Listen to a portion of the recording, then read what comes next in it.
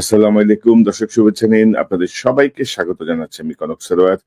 দর্শক, জরুরি একটি অনুষ্ঠান, খুবই সংক্ষিপ্ত এবং সামগ্রিকভাবে বাংলাদেশের পরিস্থিতি অত্যন্ত জটিলতার দিকেই যাচ্ছে। বিশেষ করে বৈষম্য বিরোধী ছাত্র আন্দোলনের নেতা বা নতুন যেই রাজনৈতিক দল, সেই রাজনৈতিক দলের নেতা হাসনাত আব্দুল্লাহর একটি ফেসবুক পোস্ট, পরবর্তী সময়ে উপদেষ্টা আসিফ মাহমুদের ভিডিও বক্তব্য এবং আহ, সার্জিস আলমের আবার ফেসবুকের সেটাকে ক্লারিফাই করার চেষ্টা, সব মিলিয়ে বাংলাদেশের রাজনীতি অত্যন্ত জটিল পরিস্থিতিতে আছে। এর মধ্যে আমাদের সেনাবাহিনীর ভেতরে গতকাল অর্থাৎ 23 তারিখে, 23শে মার্চ সকাল দুপুর 12টা থেকে 3টা পর্যন্ত একটি বৈঠক হয়েছে। 12টা 50 থেকে 3টা পর্যন্ত একটি বৈঠক হয়েছে। সেখানে বাংলাদেশ সেনাবাহিনীর আমি যতটুকু দেখলাম যে 5জন লেফটেন্যান্ট জেনারেল এবং 8জন মেজর জেনারেল দীর্ঘ বৈঠক করেছেন এবং সেখানে আরো অন্যান্য পর্যায়ের কর্মকর্তারাও ছিলেন। এবং আমি যদি দর্শক আপনাদেরকে দেখাই, আমি এই যে সোর্সে পেয়েছি, আমি সোর্সকে বিশ্বাস করি। সেই সোর্সের তথ্য মিথ্যা হয় না। এটি একটি গোয়েন্দা সংস্থার আজকের যে বৈঠক, সেই বৈঠকের প্রেক্ষিতে এই রিপোর্টটি তারা পাঠিয়েছেন। আমি যদি আপনাদেরকে একটু দেখাই এই রিপোর্টটি, সেই রিপোর্টের প্রথমেই বলা হচ্ছে যে বিষয় হচ্ছে বাংলাদেশ সেনা সদর দপ্তরে হাই প্রোফাইল সভা। আজ 23শে মার্চ 2025 দুপুর 12টা 50 থেকে 3টা 5 পর্যন্ত বাংলাদেশ সেনা সদর দপ্তরের কমান্ড সেন্টারে সেনাবাহিনী প্রধান জেনারেল ওয়াকুরুজ্জামানের সভাপতিত্বে একটি হাই প্রোফাইল সভা অনুষ্ঠিত হয় এবং এটি হচ্ছে সেনা সদরের ভেতরে, যেটাকে বলা হয় কমান্ড সেন্টার। সেই কমান্ড সেন্টারে জরুরি কিছু হলেই এই কমান্ড সেন্টারে সবাই সমবেত হন। হচ্ছে সভায় 5জন লেফটেন্যান্ট জেনারেল, বেশ কয়েকজন জেনারেল কমান্ডিং অফিসার জিওসি ব্যক্তিগতভাবে উপস্থিত ছিলেন। অন্যরা ভার্চুয়ালি যোগ দিয়েছিলেন।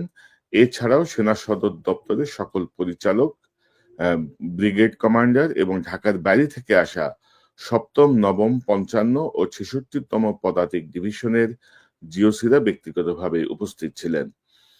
হচ্ছে সেনাবাহিনী প্রধান সংশ্লিষ্ট কমান্ডারদের সাথে দেশের সামগ্রিক পরিস্থিতি নিয়ে আলোচনা করেছেন। রাজনৈতিক বিষয়ে সেনাবাহিনীর হস্তক্ষেপের বিষয়ে হাসনাত আব্দুল্লাহ এবং নাগরিক পার্টি এবং এবি পার্টির নেতাদের করা অভিযোগ সম্পর্কে আলোচনা করা হয়েছে। সভায় এই ধরনের অপপ্রচার প্রতিহত করা এবং অভিযোগের জবাবে সেনাবাহিনীর ভূমিকা সংজ্ঞায়িত করার বিষয়েও আলোচনা করা হয়েছিল। আসন্ন জাতীয় নির্বাচন এবং জরুরি অবস্থা ঘোষণার সম্ভাবনা সম্পর্কে মতামত সংগ্রহ করা হয়েছিল। বৈঠকটি এই সিদ্ধান্তের মাধ্যমে শেষ হয় যে 24শে মার্চ 2025 সকাল 10টা 30 মিনিটে, অর্থাৎ আগামীকাল সকালে বাংলাদেশ সময় সকাল 10টা 30 মিনিটে সেনাবাহিনী প্রধান ঢাকা সেনানিবাসের সেনা প্রাঙ্গণে সকল স্তরের কর্মকর্তা ও সৈনিকদের উদ্দেশ্যে ভাষণ দেবেন। সারা দেশের সকল সেনানিবাসের সামরিক কর্মীরা একযোগে ভাষণে যোগ দেবেন।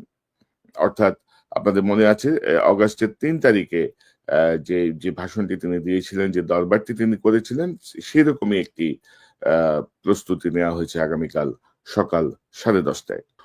হচ্ছে সূত্র নিশ্চিত করে যে আন্তর্জাতিক স্টেক হোল্ডাররা শান্তি ও শৃঙ্খলা পুনরুদ্ধার, জাতীয় নির্বাচনের জন্য অনুকূল পরিবেশ তৈরি এবং অংশগ্রহণমূলক নির্বাচনের মাধ্যমে গণতান্ত্রিক প্রক্রিয়ায় ফিরে আসার জন্য বাংলাদেশে জরুরি অবস্থা জারির জন্য সবুজ সংকেত দিয়েছে। লক্ষ্য রাখুন, এই বিষয়টি অত্যন্ত গুরুত্বপূর্ণ। আমি আসছি পরবর্তীতে। আজ থেকে যে কোনো সময় জরুরি অবস্থা ঘোষণা করা হতে পারে, যার ফলে জাতীয় জরুরি সরকার গঠন করা সম্ভব হবে। রাজনৈতিক কর্মকাণ্ড, সমাবেশ এবং সভা সাময়িকভাবে স্থগিত করা হতে পারে। পরিস্থিতি কিন্তু অত্যন্ত জটিলতার দিকে যাচ্ছে। পড়ছিলাম, কারণ আমি আসলে ইংরেজি থেকে এটাকে অত্যন্ত এইমাত্র পেলাম, পেয়ে আপনার এটাকে আসলে এত না করে আপনাদের বোঝার সুবিধার্থে একটু গুগলে ট্রান্সলেট করে নিয়েছি অন্য সফটওয়্যারে। তো পরিস্থিতি যদি আমরা একটু আলোচনা করি, এখানে সবচেয়ে গুরুত্বপূর্ণ যে পয়েন্টটি আমি আপনাদের মনোযোগ আকর্ষণ করবো সেটি হচ্ছে স্টেক হোল্ডাররা গ্রিন সিগন্যাল দিয়েছেন জরুরি অবস্থা জারির জন্য। আজ থেকে যে কোনো সময় জরুরি অবস্থা ঘোষণা হতে পারে, যার ফলে জাতীয় জরুরি সরকার গঠন করা সম্ভব হবে। এখন দর্শক, প্রশ্ন হচ্ছে, জরুরি অবস্থা কি সেনাবাহিনী জারি করতে পারে? জরুরি অবস্থা জারি করে হচ্ছে সরকার, বিশেষ করে রাষ্ট্রপতি। তো রাষ্ট্রপতি চুপ্পু যেখানে বসা, এখানে চুপ্পুর সাথে কি কোনো বিষয় এখানে কাজ করছে?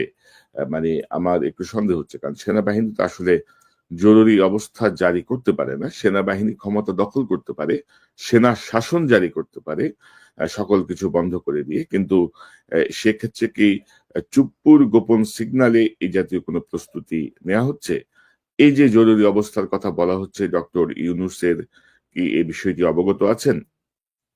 ডক্টর ইউনূসকে কি এই যে জরুরি অবস্থাকালীন যে সরকারের কথা বলা হচ্ছে, তারা বাংলায় বলছেন জাতীয় জরুরি সরকার গঠন, জাতীয় জরুরি সরকার। আর এটাকে যদি আমি বলি, এটা ঠিক ইংরেজি ভার্সনটায় বলা হচ্ছে যে, আমি যদি ইংরেজিটাও পড়ি, বলা হচ্ছে যে state of emergency may be declared at any time from today, leading to the formation of a national emergency government. Political activities, rallies, and meetings may be temporarily suspended. অর্থাৎ এই জরুরি ন্যাশনাল ইমার্জেন্সি গভর্নমেন্টে কারা থাকবে? Doctor ইউনূসকে কি বাদ দেওয়া হচ্ছে, নাকি ডক্টর ইউনূসকে নিয়ে সরকার গঠন হবে? অর্থাৎ এই সবকিছু আসলে এখন ধোঁয়াশা, এখন আমরা কংক্রিট কিছু বলতে পারছি না। অর্থাৎ একটি পায়তারা চলছে। আবার পাশাপাশি এই প্রশ্নও আসে যে হাসনাত আব্দুল্লাহ এবং সার্জিস আলমের সঙ্গে 11ই মার্চে সেনাপ্রধানের যেই ইনফরমাল যে বৈঠকের কথা বলা হচ্ছে, এখনো রক্তের দাগ শুকায়নি জুলাই বিপ্লবের।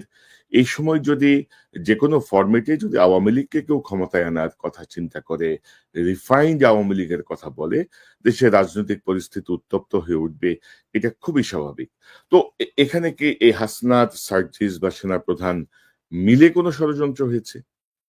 অর্থাৎ এই যে কথাটা 11 তারিখের কথা 20-21 তারিখে সামনে নিয়ে আসার মাধ্যমে রাজনৈতিক পরিস্থিতিকে কি উত্তপ্ত করার কোনো চেষ্টা চলেছে, যে মানে কোনো পরিকল্পনার অংশ হিসেবে এটি করা হয়েছে কিনা? অর্থাৎ দর্শক, ভাবনার জায়গাগুলো আসলে অনেক অনেক ভাবনা। ডক্টর ইউনূসের চীন সফরকে নিয়ে ভারতের মধ্যে যথেষ্ট উদ্বেগ উৎকণ্ঠা।